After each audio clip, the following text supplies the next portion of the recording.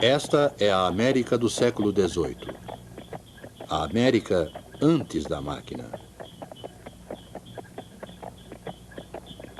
E este é o povoado de Greenfield, uma comunidade típica de uma nação ainda tranquila.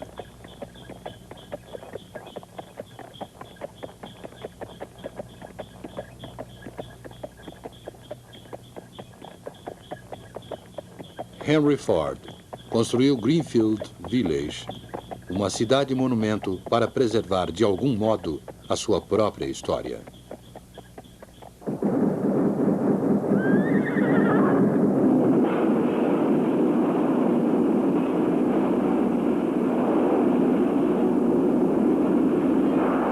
A Revolução Industrial, seu início nos Estados Unidos. Um filme da Enciclopédia Britânica. Versão brasileira, Alamo.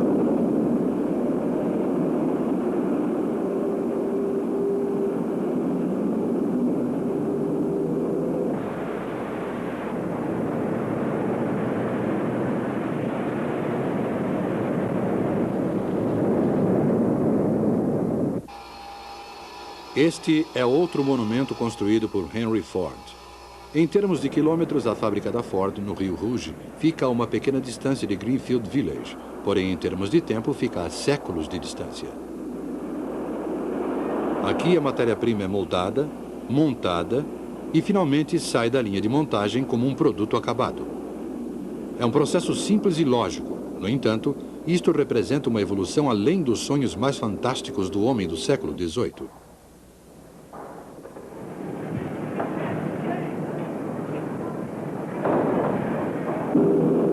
Para compreender como a Revolução Industrial destruiu as Greenfield Villages da América, precisamos recuar quase 2 séculos.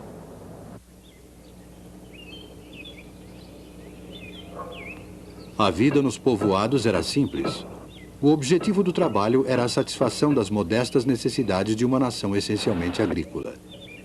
O artesão especializado trabalhava sozinho em sua oficina.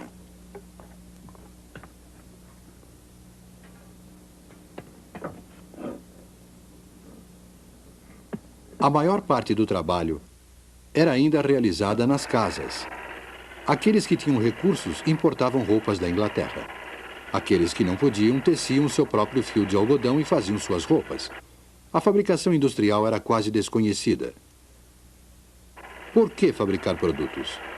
Era muito mais fácil trabalhar no campo, havendo terra disponível. Aqueles que trabalham no campo são escolhidos por Deus.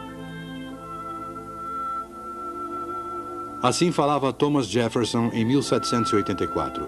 Jefferson não via nenhum motivo para a industrialização e os seus conterrâneos pensavam da mesma forma. Era mais fácil importar da Inglaterra, onde a era industrial já havia começado. A América parecia estar destinada a permanecer uma terra de fazendeiros e negociantes, atuando na importação e exportação por via marítima. Os navios da Nova Inglaterra transportavam para a Europa matéria-prima, algodão, linho, madeira, fumo e lã, e retornavam com produtos industrializados. A América dependia da Europa. Tal situação não oferecia obstáculos enquanto a Europa estivesse em paz. Mas no início do século XIX, a França e a Inglaterra entraram em guerra ameaçando a frota mercante americana.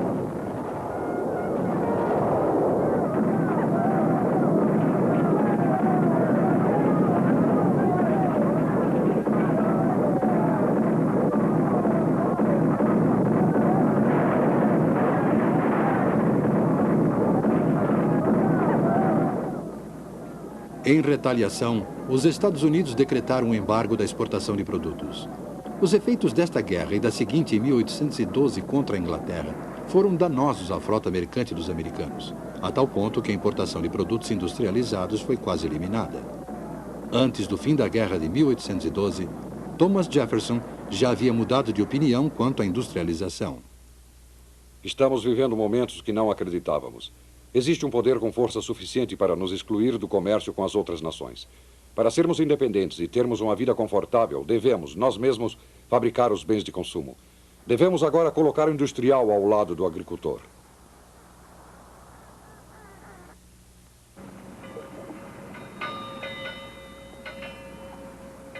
As condições mudaram. A América, completamente ilhada da Europa, precisava ser industrializada. Os comerciantes da Nova Inglaterra, sem condições para operar os seus navios, procuravam novas formas de investimento. Alguns anos antes, um inglês chamado Samuel Slater havia lhes mostrado um caminho. Aos 20 anos, vi um anúncio em um jornal americano onde se ofereciam máquinas modernas para beneficiamento do algodão. E como eu tinha sido aprendiz na fábrica inglesa do Sr. Richard Arkwright, que desenvolvera a máquina para a fiação de algodão, achei que essa máquina faria sucesso na América.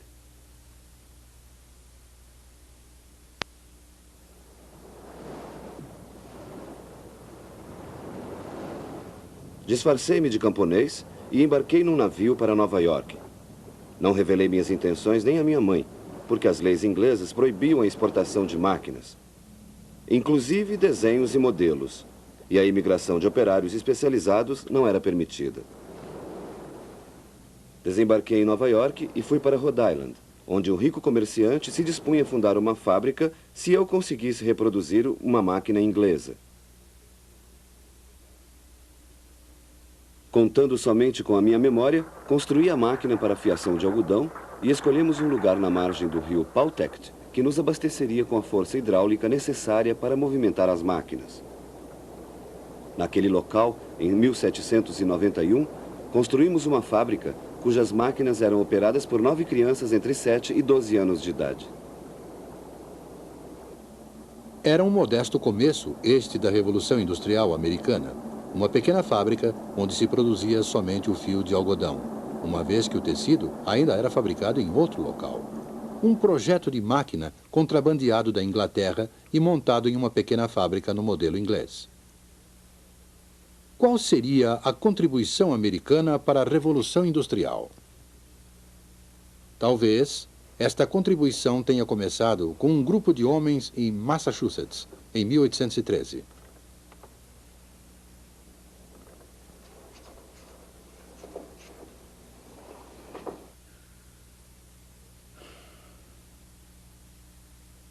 Bem, aí está. Companhia Manufatureira de Boston. Já é oficial.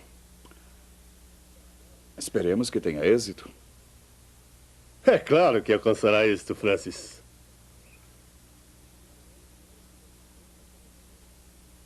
Se os teares ingleses podem produzir quilômetros de tecido em um único dia, nós também conseguiremos. Com maior razão, aperfeiçoamos o modelo inglês. De que outra forma a família Lowell poderia investir o seu dinheiro?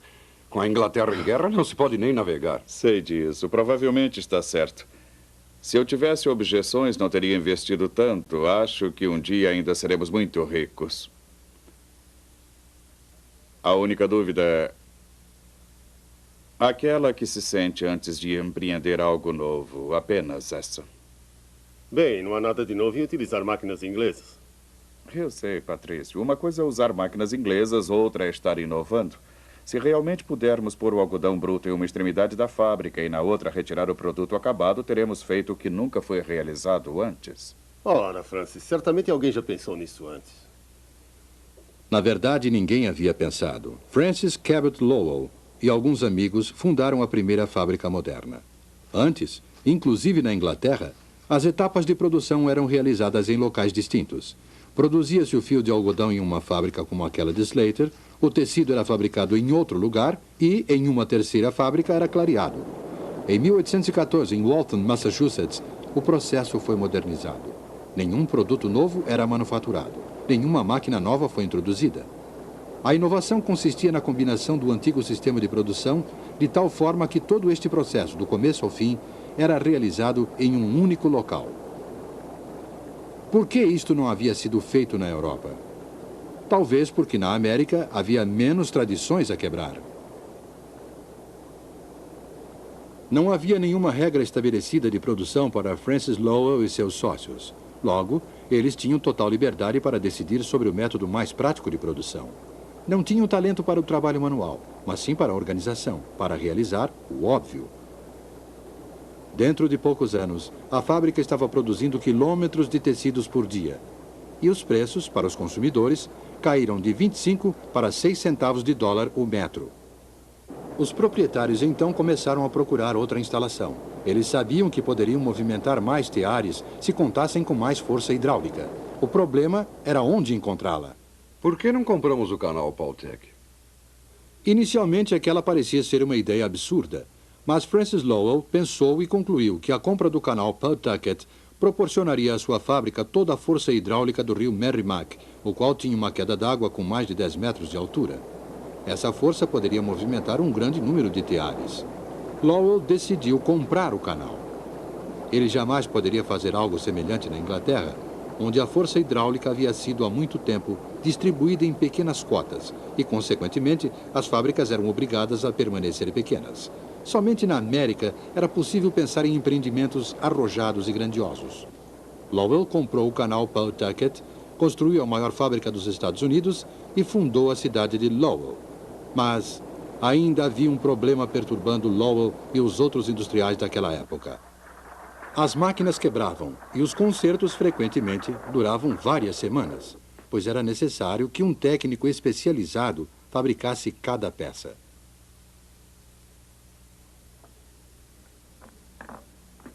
Uma arma, por exemplo, era ainda obra de artesão. Cada peça era cuidadosa e lentamente moldada à mão. Por isso, a proposta de Eli Whitney para o secretário do Tesouro parecia absurda em 1798. 10.000 mosquetes. Fabricarei 10.000 mosquetes em 28 meses.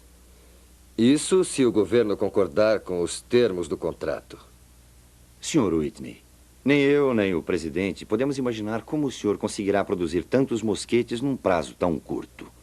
Onde o senhor encontrará os armeiros? Não vou precisar de armeiros. O país precisa de armas. Se o senhor diz que as entregará, nós acreditamos. Talvez a ideia tenha ocorrido a Eli Whitney quando ele desenvolveu o seu descaroçador de algodão. De qualquer modo, a ideia foi dele e era surpreendentemente simples. As peças para as máquinas deveriam ser intercambiáveis. Em lugar de um artesão especializado a moldar peça por peça, máquinas de precisão fabricariam milhares de peças de reposição, que seriam utilizadas de forma permutável. Este foi outro exemplo de desenvolvimento do óbvio. E naquela época, na América, onde havia falta de artesãos especializados, os seus serviços não seriam mais necessários. A máquina, e não o homem, seria especializada. Passados os 28 meses, o Sr. Whitney não entregou nenhum dos seus prometidos mosquetes. Ele se dirigiu ao presidente Adams, esperando que a demonstração do seu novo empreendimento salvasse a sua reputação. Sr. Whitney, o presidente o receberá agora.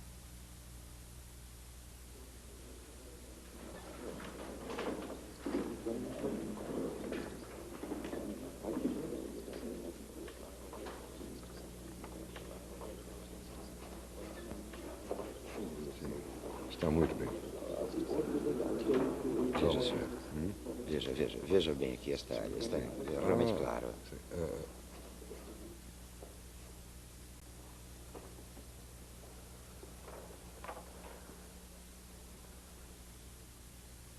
Como vai, Sr. Whitney? Senhor presidente, senhor vice-presidente, senhores. Sr. Whitney, todos nós sabemos que o senhor não cumpriu as obrigações contratuais com respeito aos mosquetes. Reconheço, senhor. Reconheço e lamento não ter cumprido o contrato. Todavia, pediria somente que os senhores mesmos verificassem.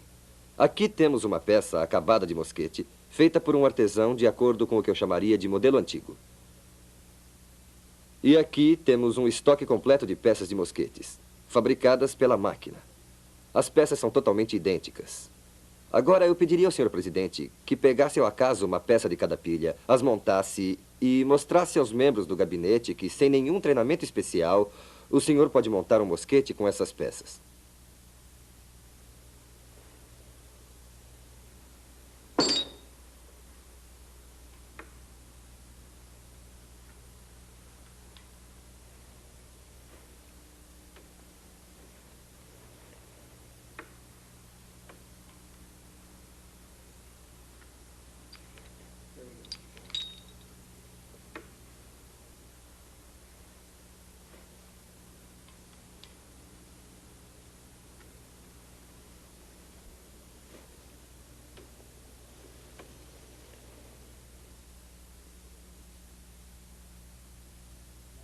Sr. Whitney,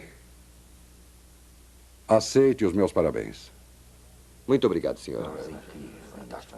Jamais eu poderia crer que essas máquinas pudessem fabricar peças tão exatamente iguais, de forma que, inclusive, um homem sem nenhuma experiência como armeiro pudesse montar uma arma. O senhor percebe o que significa isso? Milhares e milhares de peças poderão agora ser fabricadas em série. Isto é realmente... Em lugar de receber uma reclamação, Whitney recebeu uma prorrogação do prazo do contrato e mais 20 mil dólares. Graças à ideia de peças de reposição, os concertos passaram a ser feitos de forma mais rápida e sem dificuldades. A produção em série tornou-se viável e, talvez o mais importante, qualquer um poderia ser um profissional. Uma grande mudança ocorria também nas fazendas dos Estados Unidos. As pessoas começaram gradativamente a abandonar o campo e se dirigiam para as fábricas. Não era preciso nenhum treinamento especial para ser um operário. Qualquer um podia operar uma máquina.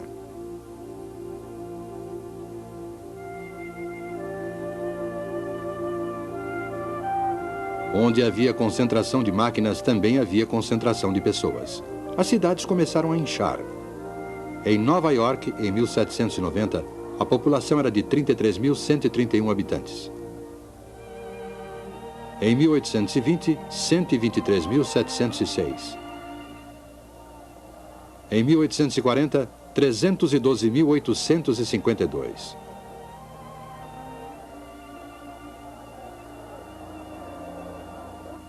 As fábricas atraíam as pessoas como um ímã.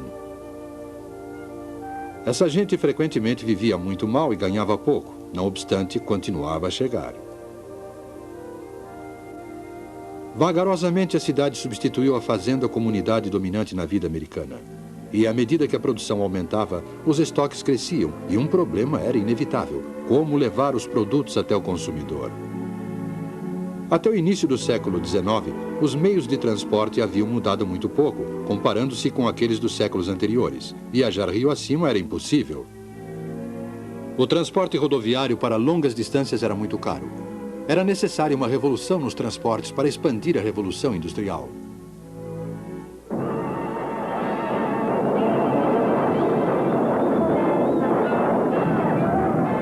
Em 1825, o canal Erie foi inaugurado com fogos de artifício, parada e um solene lançamento de água do canal no Oceano Atlântico.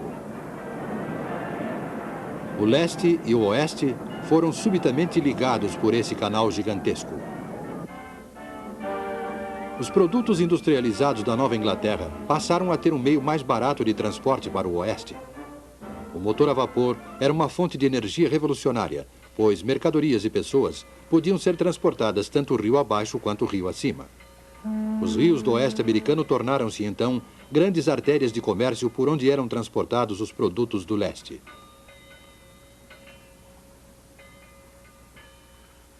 Mas o fato mais importante ainda estava por acontecer.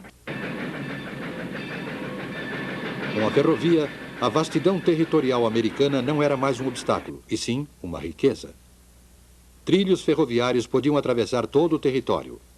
Os industriais tinham diante deles o maior mercado da história.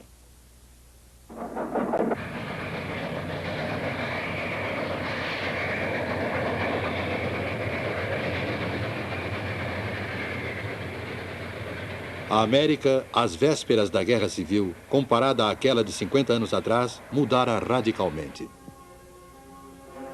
Quase um quinto da população americana já havia migrado para as cidades. A indústria estava solidamente estabelecida, principalmente no Nordeste.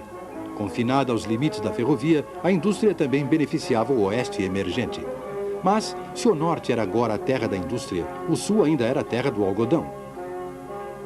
A Guerra Civil seria não somente uma guerra entre Norte e Sul, mas uma guerra entre agricultura e indústria.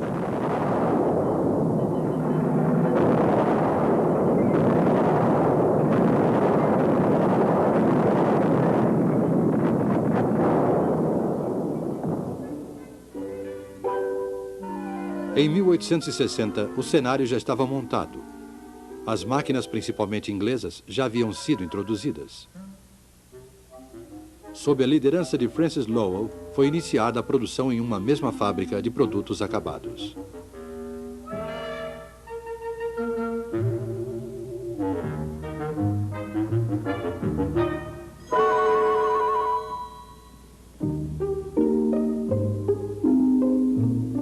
Eli Whitney desenvolveu as peças de reposição. Em consequência, os artesãos especializados não eram mais necessários e qualquer um poderia operar a máquina.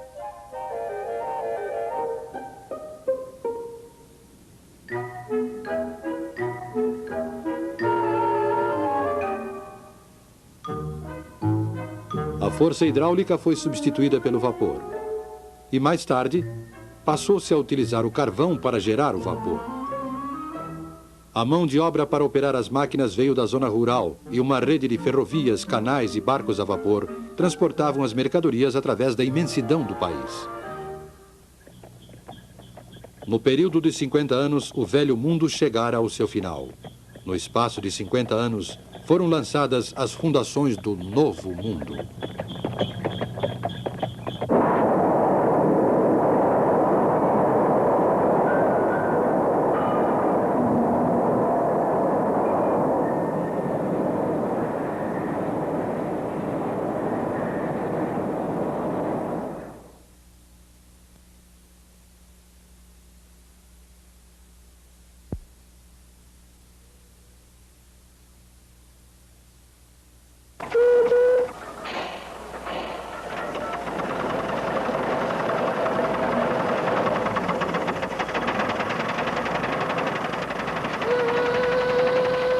A Revolução Industrial na Inglaterra.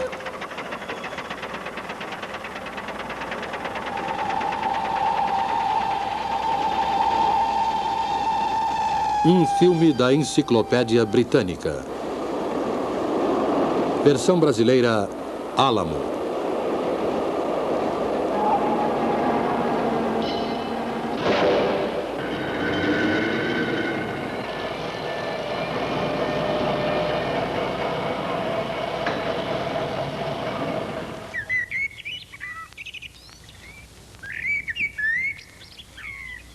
Voe com sua imaginação até a Inglaterra.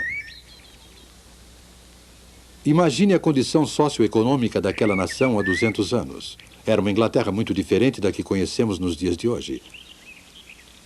Uma Inglaterra de aldeias tranquilas, de fazendas e pequenas propriedades rurais, de extensos pastos abertos e grandes florestas. Muitas regiões haviam evoluído pouco desde a Idade Média. A maior parte da população dedicava-se à lavoura ou exercia outras atividades rurais. O padrão de vida era baixo. As fazendas eram pequenas e as técnicas de cultivo eram rudimentares. O ciclo de culturas era quase desconhecido, assim como desconhecidas eram as técnicas de aumento de produção de alimentos. Havia pouca coisa para os carneiros comerem durante o inverno. Só o que Deus mandava para eles. A maioria morria.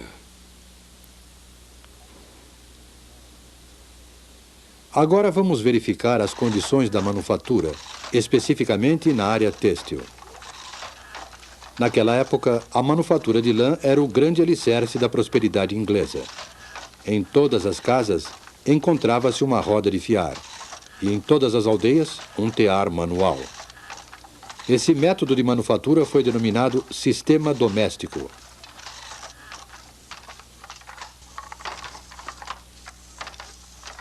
Timóteo. Sim, mestre. Venha cá.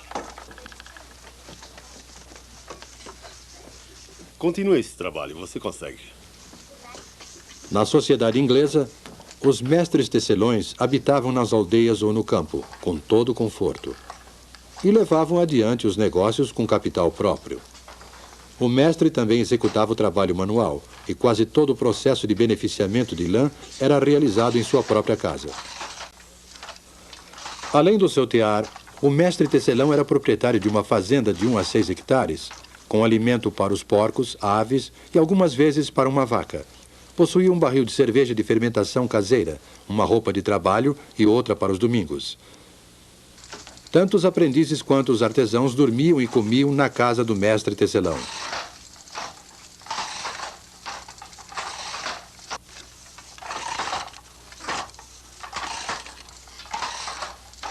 Mantenha o movimento firme, rapaz. Estou tentando, mestre. Estou tentando. Claro, eu estou vendo seu esforço. Os mestres e os seus empregados eram geralmente ligados pela afeição, a ponto de não desejarem se separar. Os mestres pensavam que era obrigação deles manter os seus homens, inclusive quando os negócios não corriam de forma satisfatória. Consequentemente, um trabalhador vivia e morria no mesmo local onde havia nascido. O mestre e sua família produziam eles próprios quase todos os produtos que consumiam. Ned?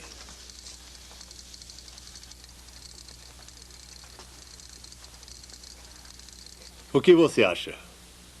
Ah, ele parece um campeão, não é?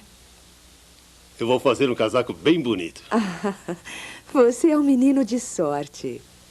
Agora pode ir. Ei, Ned! Valha-me Deus! Eles cultivavam na fazenda os cereais que os alimentavam, manufaturavam o tecido de lã com que se vestiam e satisfaziam as demais necessidades com o produto da venda do tecido por eles manufaturado.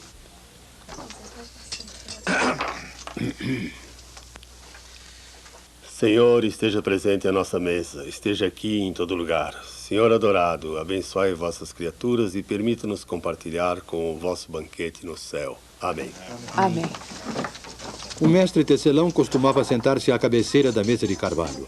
Rodeado pela sua família e seus empregados, ele rezava a oração de ação de graças, servia o pão e o purê. Às vezes tomava uma caneca de cerveja, sem servir aos seus homens. Mas essa era uma das poucas diferenças entre o modo de viver do mestre e o dos empregados. Por favor.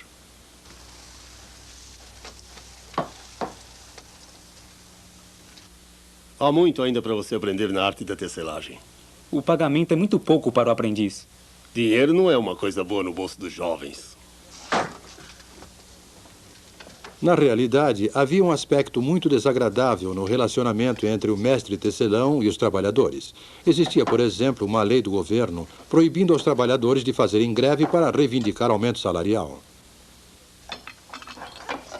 Fizeram uma greve no inverno passado, mas a paralisação cessou por causa da repressão.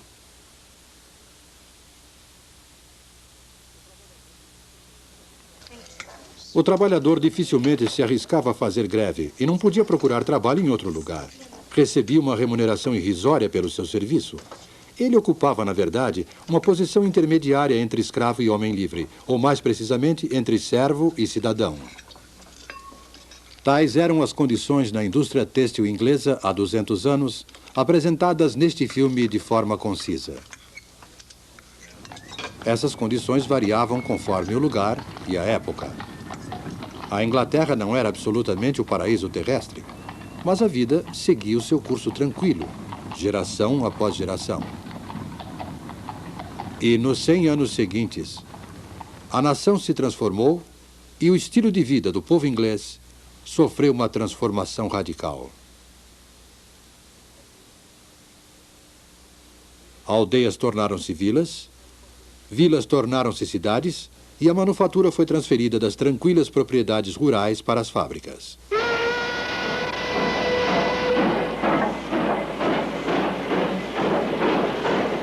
Essa transformação é chamada de Revolução Industrial. Podemos dizer, sem correr o risco de simplificar demais, que 3 tipos de máquinas destruíram o velho mundo e construíram o novo. A primeira foi a máquina de fiação.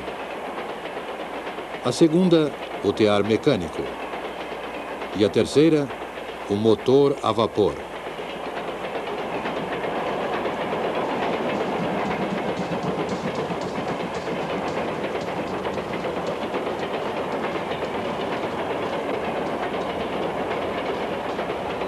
A máquina de fiação, o tear mecânico e o motor a vapor. 3 instrumentos que, juntamente com outras máquinas, transformaram o mundo. Desde os tempos primitivos, o homem vem fabricando e utilizando instrumentos. O instrumento executa um trabalho pequeno, visto que os músculos do trabalhador fornecem a força e o seu cérebro a habilidade. Séculos e séculos de fabricação e de utilização de máquinas. No ano de 1765, há mais de 200 anos...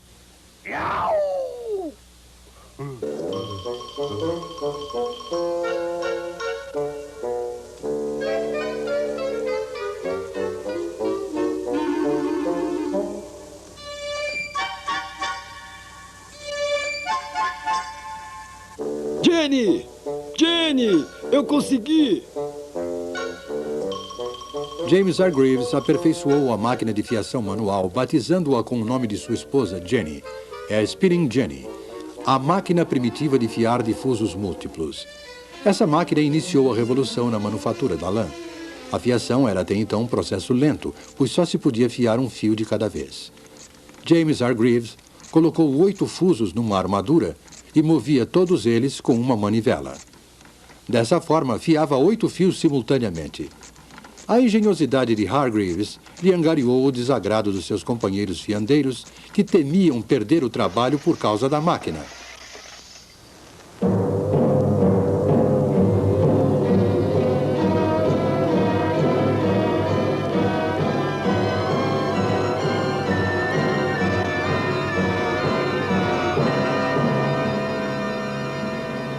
Mas Hargreaves não desistiu do seu empreendimento. E logo depois desenvolveu uma outra máquina que fiava 16 fios ao mesmo tempo. Uma criança podia, ao girar a manivela desta máquina, realizar o trabalho que antes era executado por mais de 100 homens. Ninguém conseguiria mudar o curso da história, pois uma descoberta iria inevitavelmente abrir caminho para outra. Em 1784, a população de Godby Marwood, uma pequena aldeia na região central do país, estava inquieta em virtude do que acontecia na casa do ministro da aldeia, o reverendo Edmund Cartwright.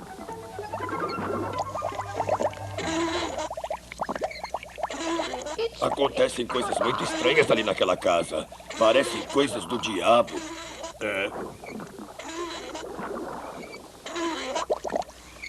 Segundo seus vizinhos, o reverendo não era um homem bom.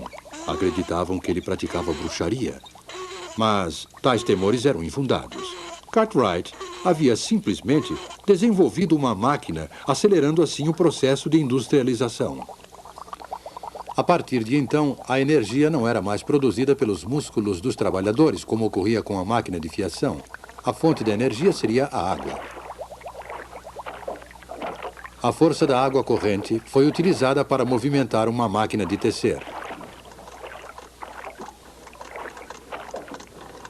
Estava criado o tear mecânico. O trabalho manual na indústria têxtil foi abandonado, como foi também o velho sistema doméstico de manufatura. O tear mecânico, além de ter um preço elevado para o tecelão comum, era muito grande para ser colocado em casa. Mas, se pudesse comprar 12 teares e instalá-los num prédio... Foi dessa forma que o tear mecânico acelerou o crescimento da indústria e do sistema industrial. A partir dessa época, em lugar de trabalhar em sua própria casa, o tecelão passou a morar em um lugar e a trabalhar em outro. Embora isso seja comum hoje em dia, naquela época houve uma implacável oposição à tirania da sirene da fábrica.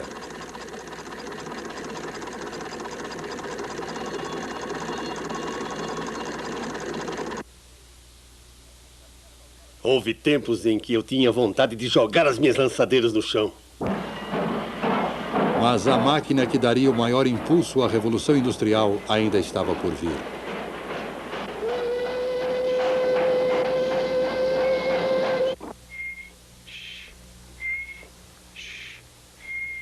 James Watt, quantas vezes já disse para não perder seu tempo? Você não servirá para nada, menino. Não estou perdendo tempo, mãe. Eu estou inventando uma coisa. Inventando uma coisa? O que você está fazendo, menino? Nada demais, mãe. Ainda não tenho certeza, mas acho que é o motor a vapor. A história em torno do jovem Watt e a chaleira de sua mãe não é mais do que uma lenda. O primeiro motor a vapor foi, na verdade, desenvolvido por Thomas Newcomen em 1705 e era utilizado para retirar água das minas de carvão. Um dos motores de Newcomen foi levado para a oficina de Watt para conserto.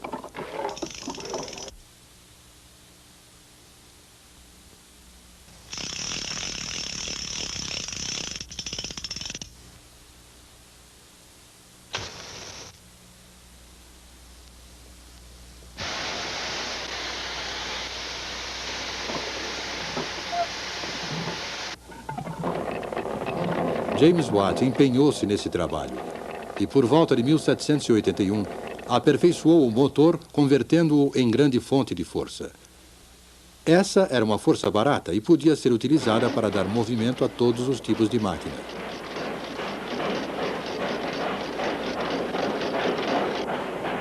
Com o motor a vapor de Watt e com o aperfeiçoamento dos métodos de beneficiamento do ferro e do aço, a Revolução Industrial era um fato consumado.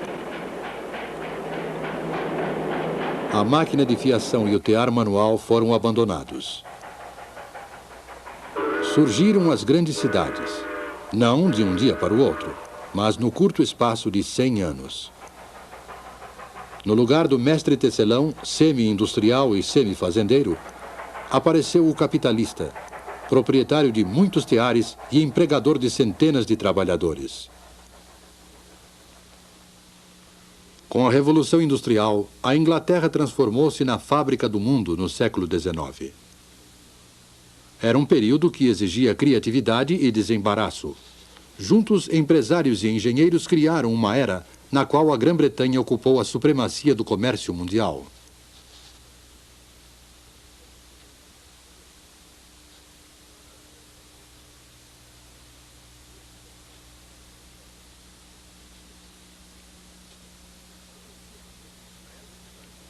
Parecia haver motivos suficientes para grande otimismo. Ser um inglês no início do século XIX significava ter acesso, se fosse um inglês rico, a todas as comodidades e prazeres que o mundo podia oferecer. E a grande massa da população? A maior parte da população caía cada vez mais na indigência e na miséria.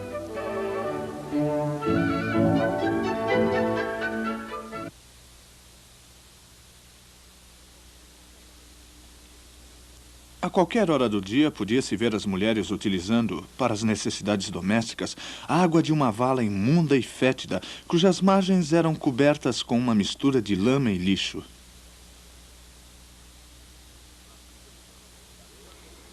A vida do trabalhador inglês, incluindo mulheres e crianças, era uma luta miserável pela sobrevivência, tendo dois inimigos, o empregador e a máquina. Sim, senhor. Comecei a trabalhar na tecelagem quando tinha 7 anos. Meu horário de trabalho é das 5 da manhã até as 8 da noite. Conversa de escravos. Os trabalhadores do período feudal não foram tão aviltados e escravizados quanto os pobres trabalhadores do norte civilizado.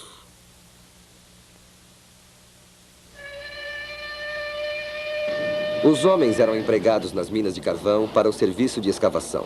Seus instrumentos de trabalho eram as picaretas e as pás. As mulheres e também as crianças eram encarregadas de arrastar a carga do carvão bruto de uma extremidade à outra através dos túneis subterrâneos.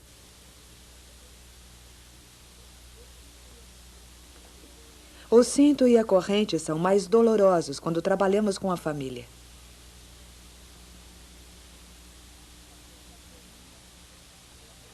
É comum as mulheres largarem a carga e caírem da escada.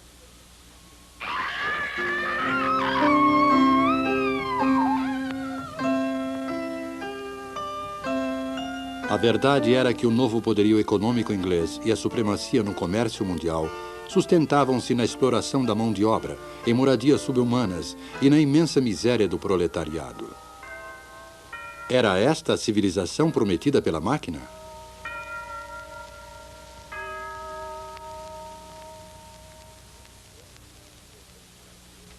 Observo com prazer que a classe operária inglesa está conscientizada de sua exploração e que ela odeia aqueles que a exploram.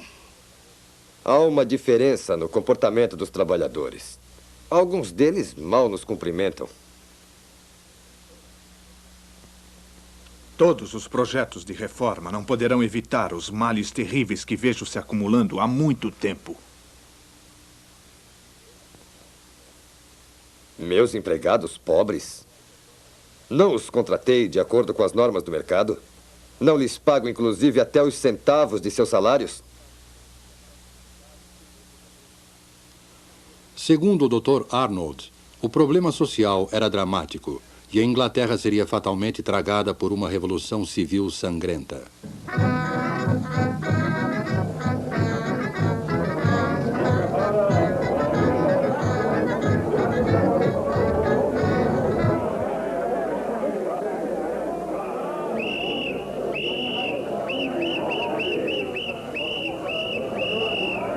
Apesar de todos os distúrbios e tumultos, os quais sempre ficaram limitados a determinadas áreas, a tão esperada e temida Revolução Sangrenta não aconteceu na Inglaterra como acontecera na França.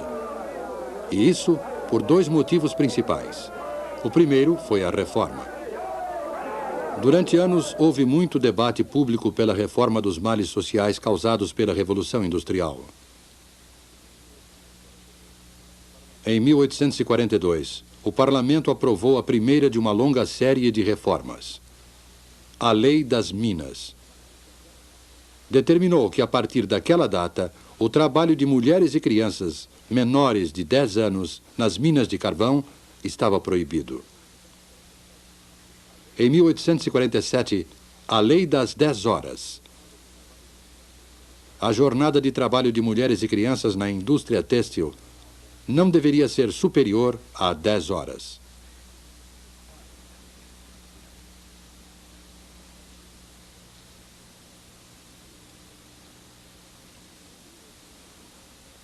E em 1875, os sindicatos, que até aquela data tinham seus poderes de negociação limitados por lei, ganharam proteção legal. A partir de então, o operário tinha o amparo legal para se reunir com seus companheiros em defesa de melhores condições de trabalho, redução da jornada e aumento salarial. A produtividade foi o outro motivo. Assim como a reforma, ela evitou que os problemas sociais da industrialização causassem uma revolução civil. Na época do trabalho manual, antes do advento das máquinas, a produção de um sapato exigia aproximadamente 18 horas de trabalho, pois um único artesão executava todas as etapas de produção. O artesão sentia-se gratificado pelo seu talento. Mas, para sobreviver, era obrigado a trabalhar muito para compensar sua baixa produtividade, que era inevitavelmente baixa, dado que ele só podia executar uma única operação por vez. O acabamento podia ser excelente, mas o preço do sapato feito à mão era elevado e, consequentemente, poucas pessoas podiam pagá-lo.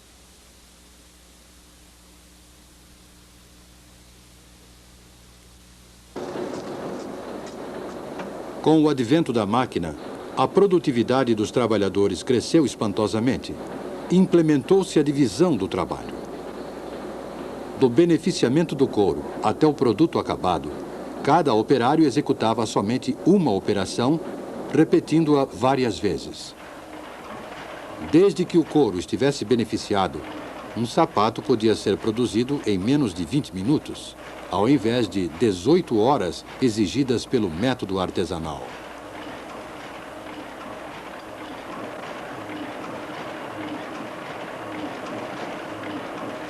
Dessa forma, cada homem produzia mais graças à máquina, e sua produtividade cresceu. As horas de trabalho em toda a indústria foram diminuídas. O salário aumentou e os preços dos produtos baixaram. Assim, o operário podia comprar o seu próprio produto. Mais pessoas podiam se beneficiar da crescente riqueza do país. Essa foi a promessa da máquina e da Revolução Industrial. É verdade que essa promessa ainda não se cumpriu inteiramente. Mesmo assim, é uma promessa de benefícios materiais para todos.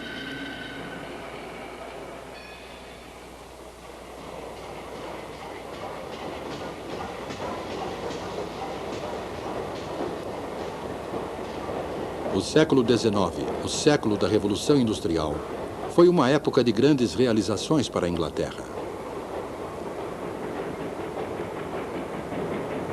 Uma nação de economia agrícola, com uma grande manufatura de lã, transformou-se em uma nação industrial, de engenheiros, de minas de carvão, de empresas siderúrgicas e de fábricas. Essa transformação da economia causou muito sofrimento para a classe operária. Mas, por outro lado, em um período muito curto, a Inglaterra tornou-se o maior exportador de produtos. Ela era a fábrica do mundo.